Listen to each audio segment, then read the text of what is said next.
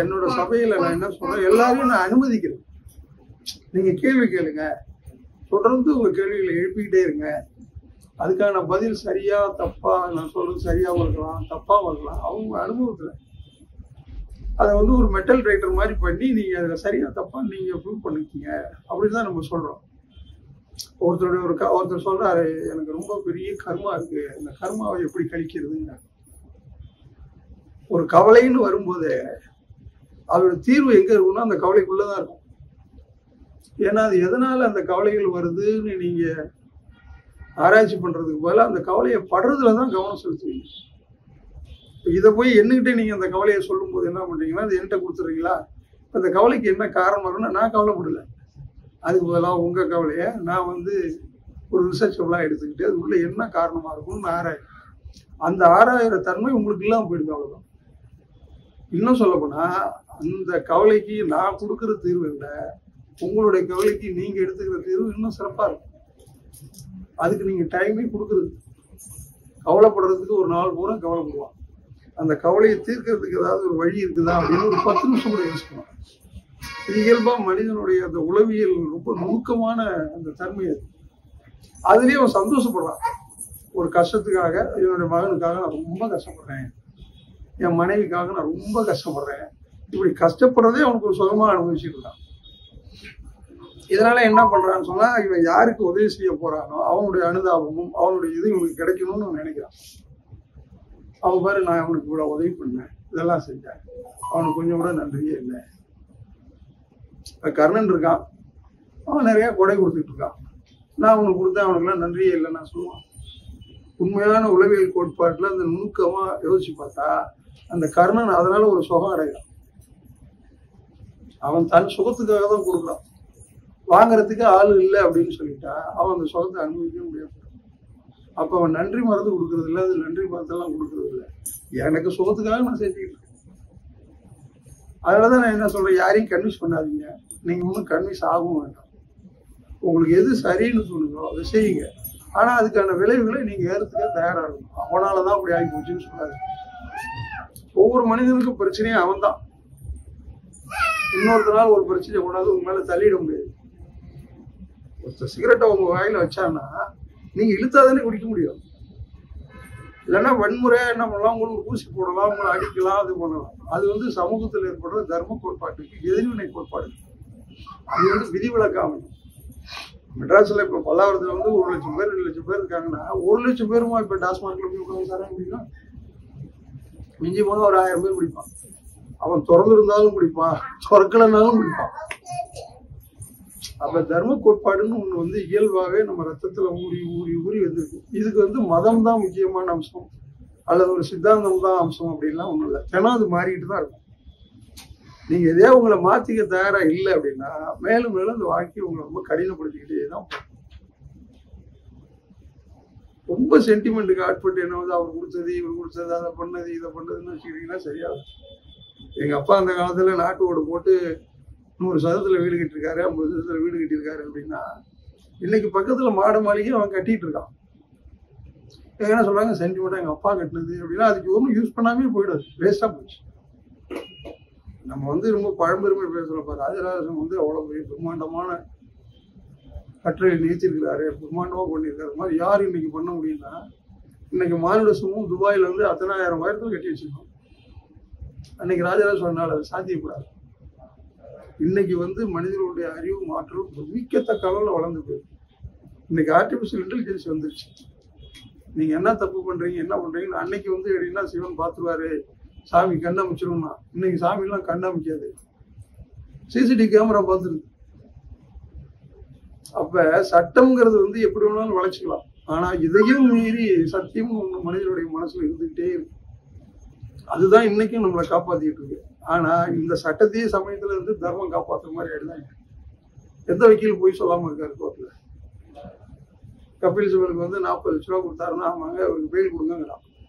இப்ப அது ஒரு சாதாரண மனிதனுக்கு கிடைச்சுமா? ஆனா தர்மம்ங்கிறது எப்படின்னா சாதாரண மனிதனுக்கும் கிடைக்கும். அதனாலதான் இந்த கோட்பாடுகள் எல்லாமே என்ன ஆகி போச்சு, இன்னைக்கு மத சார்ந்த கோட்பாடுகள் எல்லாமே அறிவியல் சார்ந்த கோட்பாடுகளா மாறாம மாறுதலா என்ன ஆயிடுச்சுன்னா, சடங்கு செஞ்சாலே போதும், நீங்க சத்தியத்தை கடைபிடிக்க வேண்டிய அவசியம் இல்லை. நீங்க தப்பு பண்ணிட்டீங்களா, போய் ஒருத்தர்கிட்ட மன்னிப்பு கேட்டுருங்க. நீங்க போய் சர்ச்சில் வந்து ஒரு மன்னிப்பு கேட்டு வந்துருங்க. அங்க போய் 3 தடவைக்கு 4 தடவை தொழுகை பண்ணிடுங்க.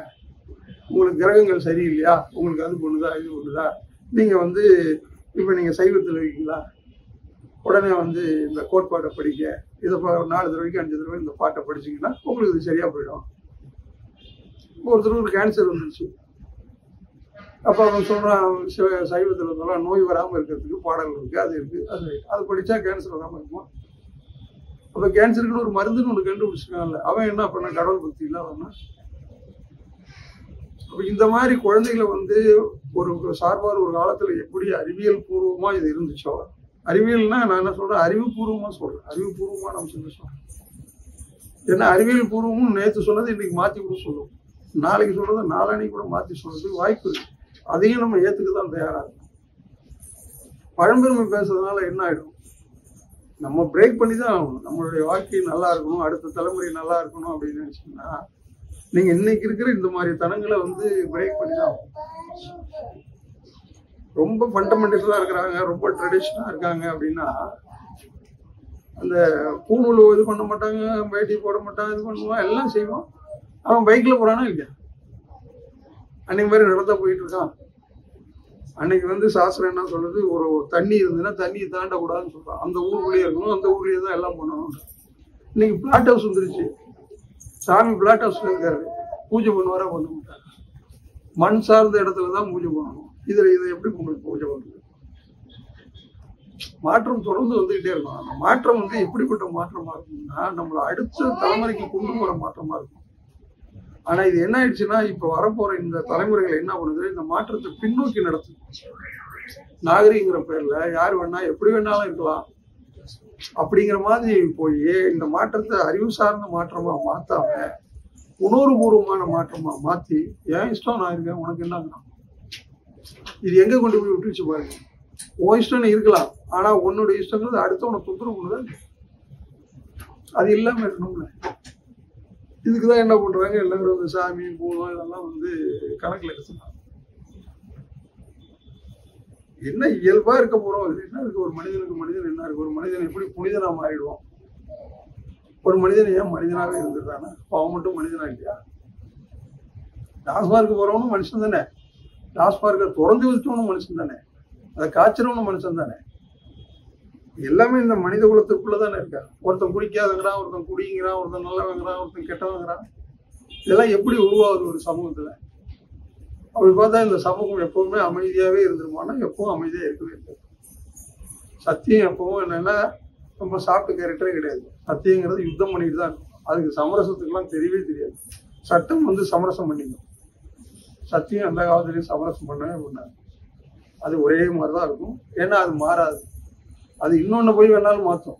அது தன்னிலையில மாற்றாது. ஒரு கேட்டலிஸ்ட் மாதிரி வேலை செய்யும்.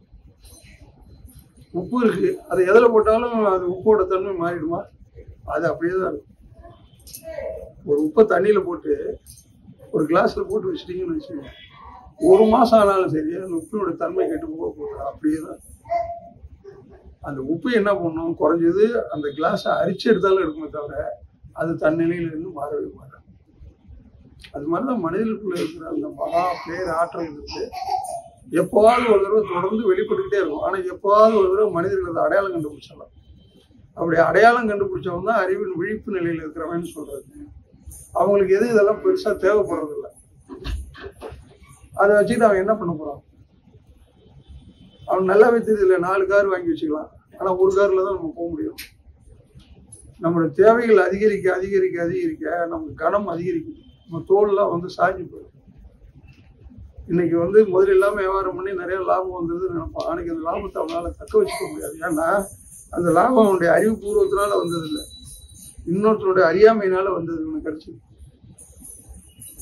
மார்க்ஸ் எல்லாம் சொல்றது வந்து லாபமோ எதுவோ உழைப்பின் மூலமா தான் ஒரு பொருள் இன்னொரு பொருளா மாற முடியும். உழைப்பற்ற தன்மையினால் ஒரு பொருள் இன்னொரு பொருளா மாறவே மாறாது. அப்ப இன்னொருத்தர் சுரண்டல் தான். இப்ப சொல்றாங்கல்ல, அவரெல்லாம் சாதாரணமா ஒரு தொழில் ஆரம்பிச்சாருங்க, கடும் உழைப்புங்க. இன்னைக்கு வந்து ஒரு 50 கோடிக்கு எப்படி சாத்தியப்படும்? 50 கோடி ஒரு மனிதன் ஒரு தொழில் ஆரம்பிச்சு 50 கோடிக்கு வந்துட முடியுமா? அவர் 15 பேரை வேலைக்கு வச்சுக்கிறார். அவங்களுக்கு ஆளுக்கு 5000 சம்பளம் கொடுக்குறாரு. ஆனா அவங்க என்ன பண்றாங்க, 30,000 ரூபாய்க்கு தகுதியான வேலையை அவங்க செய்யறாங்க. அப்ப இந்த லாபம் யாருக்கு போய் சேருது? ஒரு தனி மனிதனுக்கு போய் சேருது. அப்போ சமூகத்துல இதை சுரண்டல்னு சொல்றதா, இதுதான் இயல்புன்னு சொல்றதா? இது ரெண்டும் இருந்துகிட்டு தான் இருக்கும். எல்லா இயலாமைன்னு ஒண்ணு இருக்கும், ஏற்புன்னு ஒண்ணு இருக்கத்தான் செய்யும். நல்லவன் ஒருத்தர் இருப்பான், கெட்டவன் ஒருத்தர். ராமன் இருக்கிற வரைக்கும் ராவணன் இருந்தே தீர்வான். என்ன சொல்றான், ராவணனுடைய தகுதியும் பெருமையும் ரொம்ப பெருசு ராவணனை விட. ராவணன் சாதாரண மனுஷன் தான், அவன் தெய்வம் எல்லாம் இல்லை, மனுஷன். ஆனா ராவணன் தெய்வம். அவன் காசிபுருக்கு போறவன் பிராமணன், பெரிய நாலேஜ் உள்ள ஆளு. இவன் நடந்துதான் போனான், அவன் பறந்தே வந்தானே, இவ்வளவு பெரிய ஆளு. ஆனா அவங்ககிட்ட ஒரு சின்ன விஷயம், அந்த ஒழுக்கமின்மைங்கிறது அவனுக்கு கொண்டுச்சு. வேற என்ன அவனுக்கு கொண்டு? அதனாலதான் ராமன் அவனால கொல்ல முடியுது. ராமன் சிவனை பார்க்கலையே, ராவணன் சிவனையை பார்த்தவனாச்சு. இத்தனைக்கு அவன் சண்டை போடுறவனு கிடையாது. அவனோட கொடியில வீணையில இருந்தது, இவனோட கொடியில யுத்த கொடியில இருந்தது. ஆனா இவ்வளவு ஒரு சாதாரண மனுஷன், சாதாரண மனிதர்கள் ஆளக்கூடிய ஒரு ராஜாவன், அவன் போய் அவ்வளவு பெரிய ஆளை கொண்டுட்டாங்க. அவ எங்க அந்த வீக்னஸ் இருந்தது? இத்தனைக்கும் ராமனுடைய அந்த சைனியத்துல ஒன்றும் பெரிய ஆட்கள்லாம் யாரும் கிடையாது. எல்லாம் குரங்குகள் இருந்துச்சு, அவன் லட்சுமணன் இருந்தான், சுக்ரீவன் இருந்தான், இந்த மாதிரி ஆட்கள் தான் இருந்தாங்க. ஆனா அவனுடைய படையில எவ்வளவு பெரிய எல்லாமே பிரம்மாண்டமான ஆட்கள். கும்பகர்ணன்ல இருந்து, இந்திரஜித்துல இருந்து, அது மாதிரி பெரிய பெரிய ஆட்கள் எல்லாமே இருந்தாங்க. எல்லாரையும் எப்படி துவம்சம் பண்ண முடியும்? அதுதான் அடிப்படை காரணம். என்னன்னா, நமக்குள்ளேயே ஒரு பலவீனம் இருந்துகிட்டே இருக்கும். எவ்வளவு பெரிய யுத்தத்துக்கு நீங்க போனீங்கன்னா கூட ஏன் ஈஸியா தூத்து போடுறான் பெரிய படையில இருக்கிறவங்களாம், அவன் பக்கம் தர்மம் இல்லை, நான் சொல்றது நியாயம்தான் அப்படின்னு எவன் தன்னுடைய மனசாட்சி ஒத்துக்கணும். முதல்ல மனசுக்கு மீறி அந்த வேலையை செய்யும்போது தோத்து போயிடும். எவ்வளவு செல்வம், எவ்வளவு படை பெருசும் காலை இருந்தாலும் அவன் தோத்து போறதுக்கு காரணம் என்னன்னா இதுதான். அந்த பழமொழி சொல்லுவான், டே உன்னை 10 அடி நான் அடிச்சிருவேன்னா நீ ஒரு அடியாவது நான் உன்னை அடிச்சிருவேன்டாப்பான். அது மாதிரி தர்மங்கிறது எப்பயா இருந்தாலும் நினைச்சு நின்றுட்டு தான் இருக்கும். அவனோடதான் அவனுக்கு ஒண்ணுமே கூட இல்லாம இருக்கும். ஆனா அவன் தான் சமூகத்துல விதிவிலக்கான அம்சம்.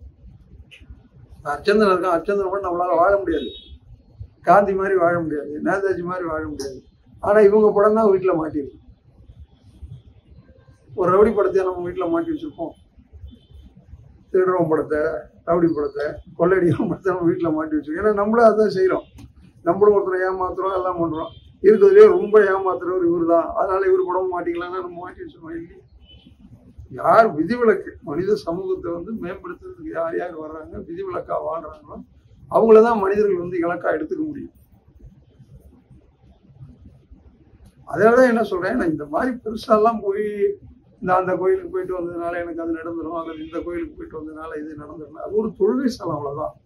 போங்க, சாமி கும்பிடுங்க. ஒரு 500 பேர் வர்றாங்க, 1000 பேர் வர்றாங்க, 1,00,000 பேர் வர்றாங்க. அங்க போகும்போது ஒரு கூட்டு வழிபாடு நடக்கும். எல்லாரும் ஒரு வைப்ரேஷன்ல நல்லதாவே நடக்கணும், நல்லதாவே நடக்கணும்னு நினைக்கிறாங்க இல்லையா? அப்ப அது நமக்கு ஒரு நல்ல வைப்ரேஷனை தான் கொடுக்கும், எதிர்மறை சிந்தனையை கொடுக்காது இல்லையா? ஒரு கோயிலுக்கு போறவன் போறான், வேண்டிக்கிறவன் வேணாது உங்கள்கிட்ட சொல்லுவாங்கல்ல, வேண்டிக்கிறது சொல்லக்கூடாதும்பாங்க, என்ன பழிக்காதும்பாங்க. அவன் என்ன வேண்டிக்கிறான்னு உங்களுக்கு எப்படி தெரியும்? அதாவது இந்த மாதிரி ஒரு காரியம் பண்ணா அது நடத்துறோம், அந்த மாதிரி ஒரு காரியம் பண்ணா நடந்துடும் அப்படின்னு சொல்லி நீங்க சடங்குகள்ல போய் மாட்டிக்காதீங்க. நான் பழனிக்கு போனேன், மொட்டை அடிச்சுக்கிட்டேன், எனக்கு நடந்தது. ஒரு தடவை கோயிலுக்கு போறீங்க, ஒரு காரியம் நடந்தது, அவ்வளவுதானே. அவன் வருஷம் பூரா போயிட்டே இருக்கான். 48 நாள் விரதம் இருந்து ஐயப்பன் கோயிலுக்கு போறான். கோடிக்கணக்கான பேர் போயிட்டு இருக்கான். இந்த கோடிக்கணக்கான பேருக்கு நல்லது நடந்திருக்கா?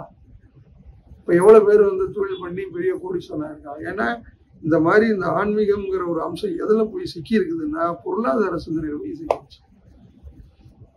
இப்ப அது ஒண்ணு ஒரு கார்பரேட் மாதிரி இயங்க ஆரம்பிச்சிருச்சு. அதுக்காக தன்மை இல்லை. அது ஒரு மனிதனை மனிதனாக்குவது, மனிதனிலிருந்து மேம்பட்ட தன்மையாக்குவது, மனிதனில் அவனை புனிதனாக்குவதுங்கிற அந்த தன்மை மாறி போய் எனக்கு ஏதாவது அதுல கிடைக்குமா? ஒரு MMDல அப்ளிகேஷன் போட்டிருக்கோம், அது கிடைக்கல, 4 நாள் அலைய விடுறோம். இவங்க போய் சூட ஏற்றிட்டு, சாமி எனக்கு அந்த MMD அப்ளிகேஷன் கிடைச்சா நல்லா இருக்குங்களா? அது கிடைச்சிருச்சுன்னு வச்சுங்களேன், அது ரோட்டு ஓரத்தில் இருக்கிற ஒரு பிள்ளையார் கோயிலாக இருந்தாலும் பரவாயில்ல, அந்த பிள்ளையார் கோயிலுக்கு தினமும் ஏன்னா இதை வேண்டிக்கிட்டு தான் நடந்ததுங்கிறான். அதுக்கு ஒரு மெச்சூரிட்டி டைம் இருக்குல்ல, 1ஆம் தேதி கொடுத்தோம், அவன் 30ஆம் தேதி கொடுத்துட போறான்னு வச்சுங்க, தினமும் அதை போயிட்டு வரணும். 29ஆம் தேதி கூட வேணா சொல்லுவான், இன்னும் சரியா இல்லையாமா.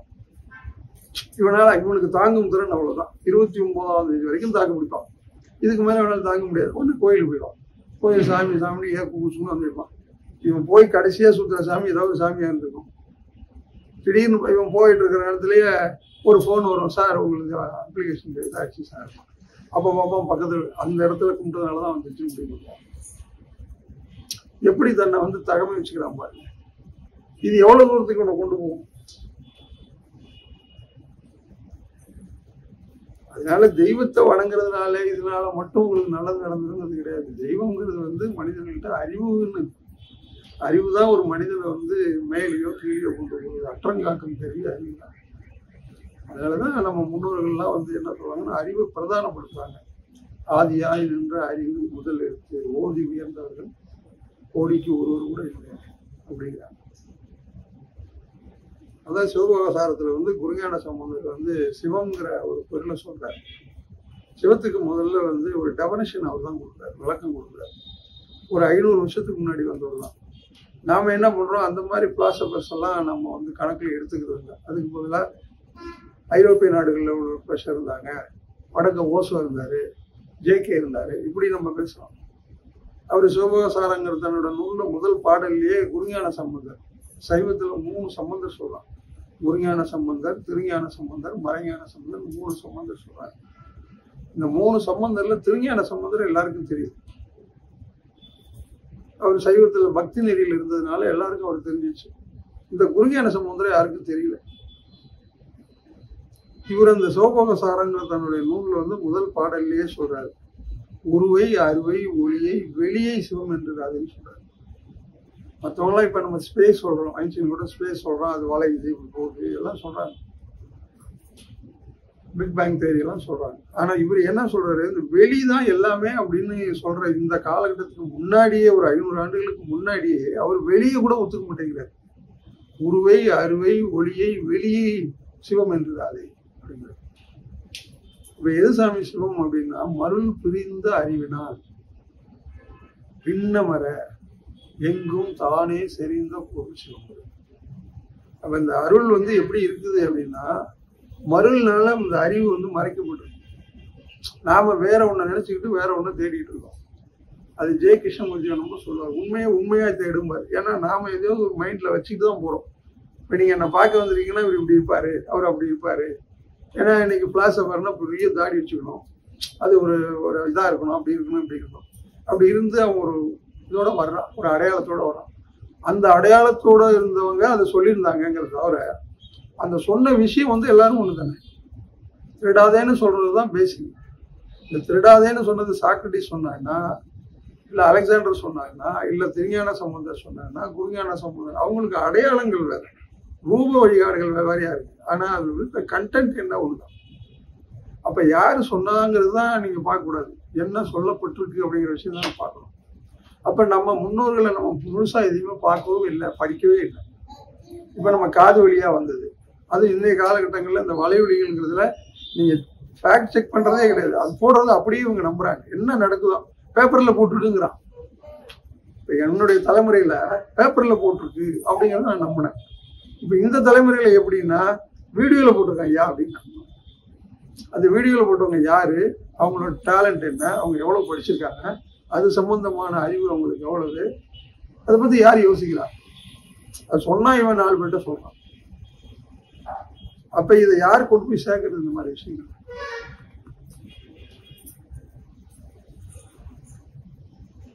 முதல்ல மனிதர்களுக்கு வந்து சிந்தனை தூண்டுதல் இருக்கணும், கேள்வி தூண்டுதல் இருக்கணும். நம்முடைய பிறப்பு எப்படி இருக்குது, நம்ம எங்க இருந்து, நம்முடைய பாரம்பரியம்ங்கிறது எந்த இடத்துல இருந்து உருவாகி வந்துட்டு இருக்குங்கிறது நம்ம பாக்குறதே இல்லையா.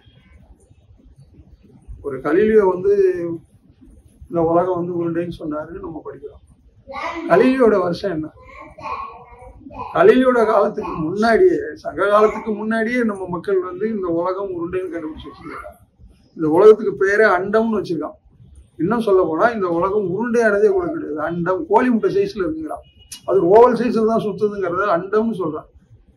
எவ்வளவு ஐடியாஸ்ல. அப்ப வந்து ஒரு வேதத்துல சொல்ற மாதிரி ஒரு பொருளை நீ கண்டுபிடிக்கணும்னா யுக்தி, அனுமானம் இதெல்லாம் இருக்குங்க. என்ன யூகத்துல கண்டுபிடிச்சான் அவன், எப்படி அது காரிய சாத்தியப்பட்டுச்சு?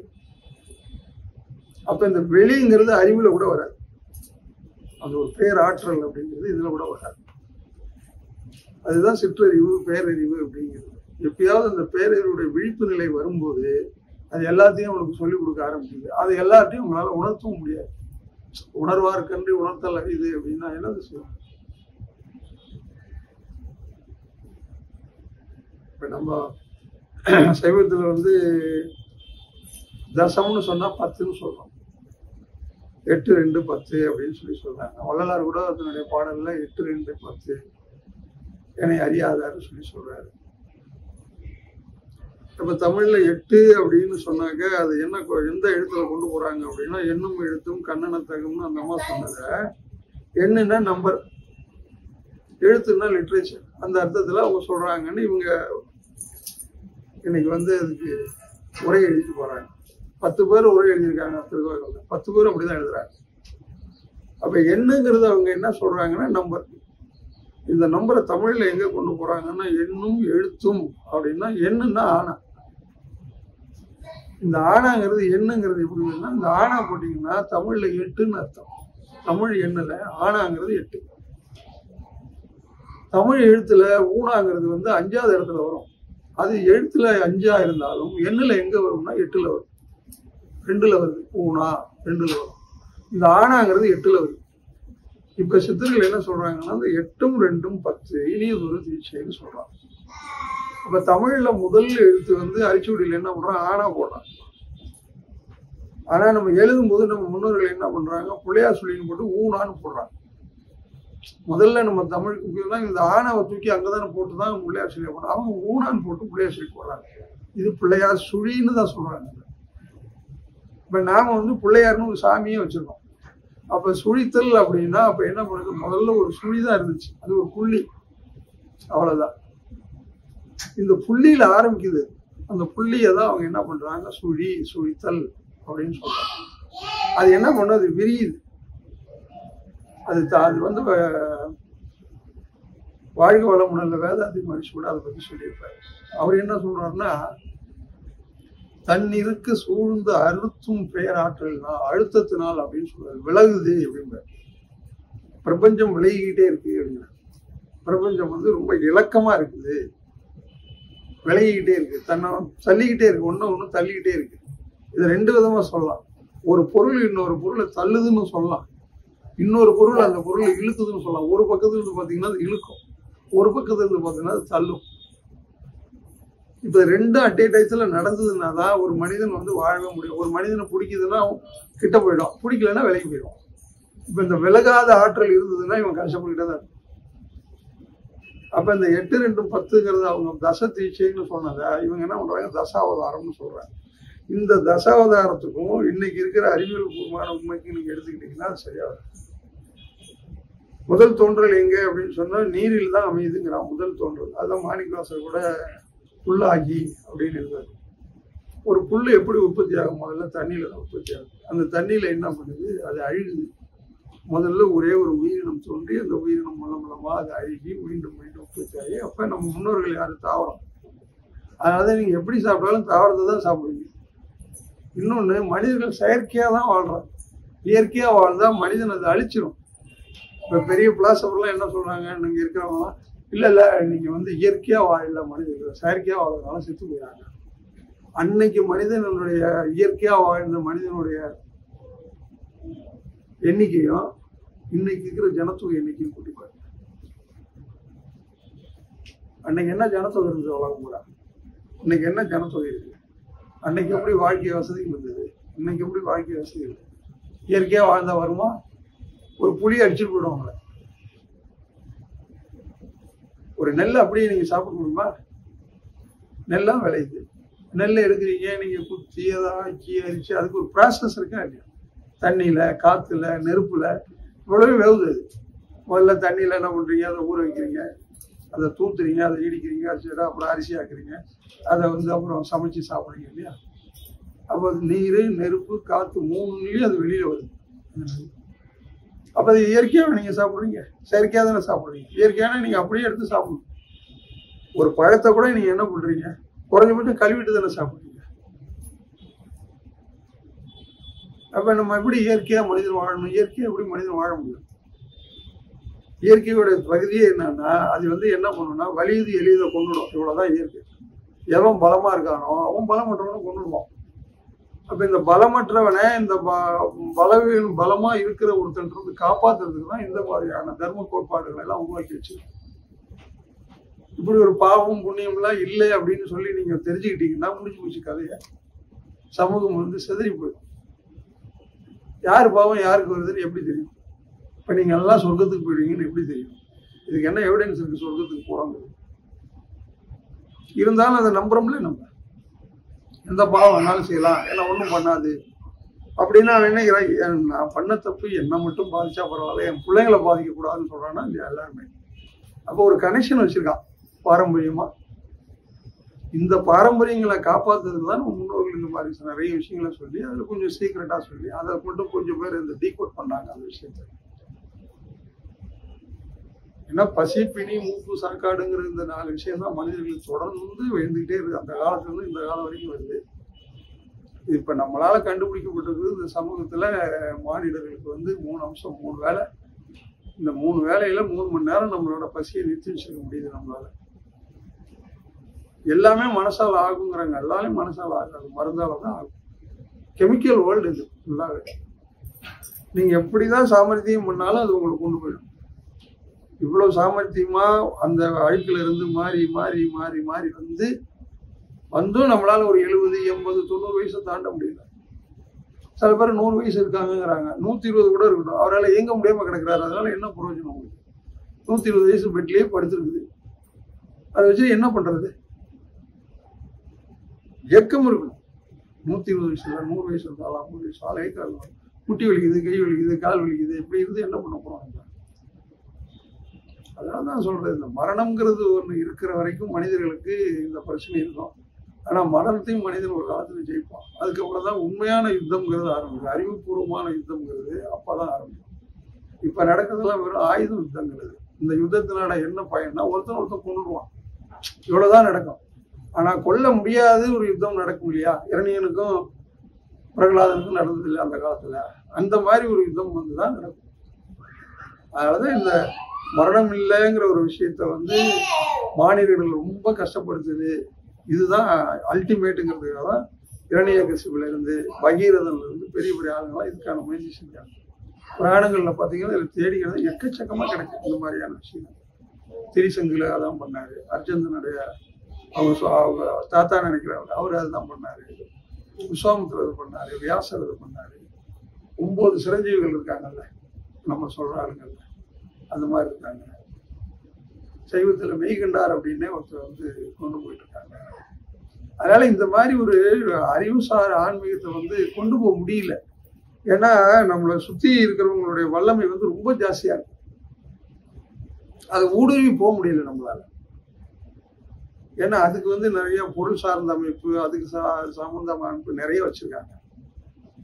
அவங்க என்ன பண்றாங்க, இந்த மாதிரி விஷயங்களை பயன்படுத்திக்கிறாங்க. நம்மளால இந்த உண்மையை கொண்டு போய் அந்த மக்கள்கிட்ட கொண்டு சேர்க்க முடியல. இதுல போய் நீங்க மாட்டிக்கிட்டு கஷ்டப்படாதீங்க. உங்க பணத்தையும் உங்க நேரத்தையும் உங்களுடைய இதையும் அதுல போய் தீர்வு தேடாதீங்க. அங்க அப்படிலாம் ஒரு தீர்வு கிடையாது. உங்களுக்குள்ளதான் உங்க தீர்வு இருக்கு, அதை தேடி பாருங்க. காலம் பூரா நீ சாமியை கும்பிட்டா கூட நமச்சிவாயன்னு நாள் முழுக்க நீ சொல்லி சொல்லி பார்த்தாலும் அது வேலை ஆகாது. எந்த சாமியார் உடம்பு சரியில்லாம ஆஸ்பத்திரிக்கு போகாம அப்படி வீட்டுக்கு போயிட்டாரு? பெரியவர் அவ்வளவு வயசு இருந்தாரு, சங்கராச்சாரியர் இருந்தாரு. அவரும் இந்த ஆஸ்பத்திரியில தான் போனாரு. அவரும் உடம்பு சரியில்லாம தானே போனாரு. பெரியார் இருந்தாரு, சாமியே இல்லைன்னு இருந்தாரு கடைசி வரைக்கும். அவரும் அதுல தானே போனாரு. கண்ணு தெரியலன்னா இப்ப சொல்ற, இப்ப கண்ணாடி போடாமையா இருக்கும். கண்ணாடி செயற்கையே இல்லையா? இந்த கண்ணாடியை உருவாக்குறதுக்கு கூட ப்ராசஸ் நீங்க கழிச்சு பாருங்க, எவ்வளவு கஷ்டமான ப்ராசஸ் தெரியும். இந்த ப்ராசஸ் செயற்கையா இருக்கிறதுனால தான் இப்ப அவரை காப்பாற்ற முடியுது. கடைசியா இப்ப எல்லாரும் எங்க போனோம்? இந்த கொரோனா பீரியட்ல எல்லாரும் எங்க போனாங்க? கடவுளே கதை செஞ்சுட்டு போயிட்டான். எல்லா ஆஸ்பத்திரியில தான் போய் உட்காந்துட்டாங்க. ஆஸ்பத்திரியில டாக்டருங்க நிறைய பணம் கொடுக்குறாங்க, போறாங்க, எல்லாம் சொல்றோமே தவிர நம்ம உள்ள போய் குழந்தை சேர்க்கும் போது என்ன, எப்படியாவது காப்பாத்துருங்க, என்ன ரூபா ஆனாலும் பரவாயில்லங்கிறோம். காப்பாத்துனதுக்கு அப்புறம் நம்ம அவங்கள்ட்ட பேசணும், அது வேற விஷயம். ஆனா எதுக்கும் நம்ம எதுக்கு தயாரா இருக்கோம்? சாகிறதுக்கு யாருமே மனிதனுக்கு தயாரா இல்லை. அப்ப அடிப்படையா உங்களுக்கு வந்து உளவியலா ஒரு மனிதனை எது அதிகப்படிமா வாட்டி இருக்குதுன்னா இந்த பசி, பிணி, மூப்பு, சாக்காடு.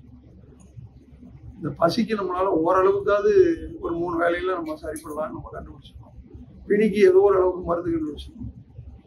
அப்ப இந்த மூப்பு, சாக்காடுங்கிறது வந்தே தீருது. அப்ப இதுல என்ன ஆகுதுன்னா இந்த பசிக்கு கூட நம்ம மருந்து கண்டுபிடிக்கல. சாப்பாடு ஒண்ணு கண்டுபிடிச்சிருக்கோம். எவ்வளவு சாப்பாடு சாப்பிட வேண்டியதா ஒரு நாளைக்கு பாருங்க. இப்ப சென்னையில இப்ப நம்ம 10 பேருக்கு ஒண்ணா எப்படி ஒரு நாளைக்கு 50 கிலோ வைக்கணும். அவ்வளவுக்கும் பூமி விளையுது. இப்ப இவ்வளவு ப்ராசஸ் நடந்துகிட்டே இருக்கு. இந்த ப்ராசஸ் நிறுத்தவும் நீங்க எவ்வளவு பணக்காரனா இருந்தாலும், எவ்வளவு பிளைட் வாங்கியிருந்தாலும், எவ்வளவு கட்டணம் இருந்தாலும், என்ன பண்ணாலும் இந்த அத்தியாவசியமான இந்த இதை வந்து நிறுத்த முடியல. இந்த நித்திய கடன் இருக்குல்ல, நித்திய கர்மாவை நீக்கவே முடியல. இந்த நித்திய கர்மாவை நீக்காதவர்களால ஒன்றும் பண்ண முடியல.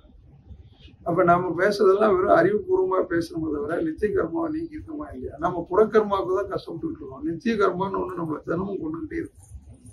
நல்ல தண்ணியா பார்த்து குடிக்க வேண்டியதா இருக்கு. இல்லைன்னா த்ரோட் இன்ஃபெக்ஷன் வந்துருக்கு. நாம என்ன சொல்றோம்? இந்த புறக்கர்மா ஆகிறதுக்கு தான் அலைன்னு அலைஞ்சிக்கிட்டு இருக்கோம். அப்படின்னு ஜெயிச்சா 24 மணி நேரம் நம்ம உழைக்கிறோம். உழைச்சி நம்ம உடம்பி கொடுத்து எல்லாத்தையும் கொடுத்து கடைசியில பார்த்தா ஃபெயில். கடைசியா வைக்கும்போது ஒண்ணுமே இல்லாம. அதனாலதான் என்ன சொல்றது, இந்த மலைக்கு போறது, அங்க போய் அலையிறது, காசிக்கு போனேன், ராமேஸ்வரம் போனேன், அங்க போனேன், மலையில போனேன், கொல்லிமலைக்கு போனேன், சதுரகிரி போனேன். எங்கேயும் நீ போக வேண்டாம், குடிச்சா போ, அதனால ஒன்றும் தப்பு கிடையாது. செலவு பண்ணிட்டு அங்க போனதுனாலதான் நடக்குது சொல்லாது. இல்லறத்துல இருந்துகிட்டு அமைதியா இருந்து உங்களால முடிஞ்சதை சம்பாதிச்சு 4 பேருக்கு நிம்மதியா கொடுத்தீங்கன்னா இது பெரிய வாழ்க்கையில பெரிய முறை. அதுதான் நம்ம முன்னோர்கள் வந்து இல்லறம் தான் பெருசுன்னு சொன்னோம். துறவரத்துல இருக்கிறவங்க பெரும்பாலும் துரத்தப்பட்ட கேஸ் எல்லாமே வாழ்க்கையை சாதிக்க முடியாம ஓடி போனவங்க தான் ரொம்ப பேர். துரத்தப்பட்டவங்க தான் நிறைய பேர் இருந்தாங்க. வாழ்க்கையை துறக்கிறது வந்து துறவு இல்லை. எது தேவை எது தேவையில்லைன்னு தெரிஞ்சுக்கிறது அறிவினால துறக்கிறோம் இல்லையா, இதுதான் மாபெரும் துறவு. அதுல மனிதம் வந்து முக்கியமான அம்சம் உண்டு. துறவு வந்து இதுதான் துரத்தால் என்ன தெரியும் துரத்த முடியாது. என்னத்தை துறந்துட வேண்டிய ஆசையெல்லாம் துறக்கலாம் முடியாது. எப்படி ஆசையை துறக்க முடியும்? ஒரு பொண்ணு ரோட்ல போகுது, இவர் வயசு 80 வயசு ஆகுது, ஒரு பெரிய மகான் தான், அப்படி பார்த்தாருன்னா அவருக்கு ஒரு ஆசை வந்து தீரும். எப்படி வராம போகும்? அந்த இச்சை எப்படி அது வராம இருக்கும்?